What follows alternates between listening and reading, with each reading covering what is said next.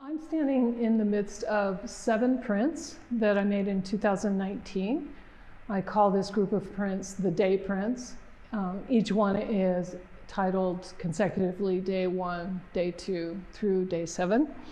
In particular, I wanted to talk about day 7, use it as an example of the whole.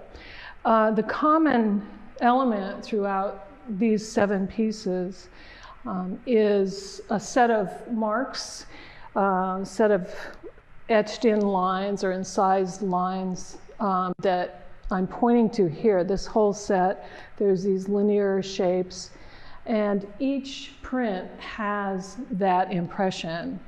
So that's done with dry point process. I had a very large plexiglass plate that covered the entire sheet of paper, and I had created a set of incised lines. To do that, I use a soldering iron and wear a respirator because the fumes are toxic. And I inked that plate and began printing the paper. The first impression left a lot of very dark black lines, which you'll see in day 2 perhaps. There was a lot of ink left, and so I decided to keep printing. And as I printed, each what we call a ghost subsequent print got a little bit lighter, but I still liked that. And I ended up, I think, with 9 prints, but I decided to settle on 7 and use that as a basis for this series. It kind of grew as I went along. I started thinking about it as 7 sets of time, 7 days in a week. I also was reading about, in Genesis, the notion of creation. I'm interested in the Christian story as well as other cultures, their creation stories, which I think are really important to us, either metaphorically or for some people literally. So this particular piece, you'll notice there are 3 yellow shapes. One of the shapes runs off the page. These are printed using round plexiglass plates that I had purposely cut, different sizes, and throughout the series you'll see different sizes of circles, and some of them are ovals. So instead of using a rectangular plate, I'm using these other shapes. And in this case, the line is white because I rolled yellow ink over the entire surface.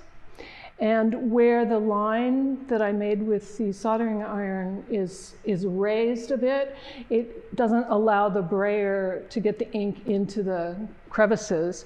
So when you print it, it just shows whatever the paper is underneath. So we have a white. And I did the opposite up here in that I started with the clean plate. It's the same plate, same line. And traditionally what you do is you wipe black ink in, and they call it a burr. That line that is raised grabs the ink and you create your line.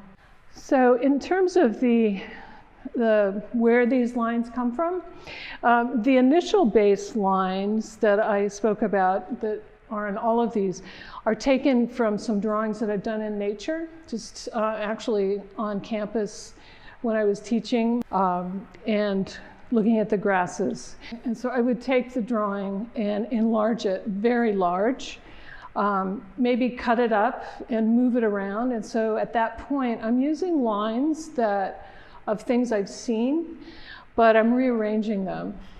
And in terms of this line, this is a line that I've used throughout. And I took that from one of my sketchbooks. The actual line is probably only a few inches tall. I made a series of sketches when I was in New York at the Museum of Modern Art. And Marina Abramovic, the performance artist, was doing a performance in the atrium there, pretty large space, where she had set up chairs and she was seated in one, and people could line up and take time and spend just sitting across from her. If you aren't familiar with her performance work, it deals a lot with these odd, interesting situations. But one of the sketches I made of her as she, at one point, she was seated but bowed down and kind of took this form. So you might think this is just a squiggly line, but this is her head, and this is her back and her hips, and then sort of her bent legs. So it's a loose interpretation, but for me it was very meaningful, and for me it's sort of a pose of supplication, and there's a lot of layers to that that I think many of us could relate to. This, notion of sort of begging or requesting or praying. To me, it was a very emotional pose.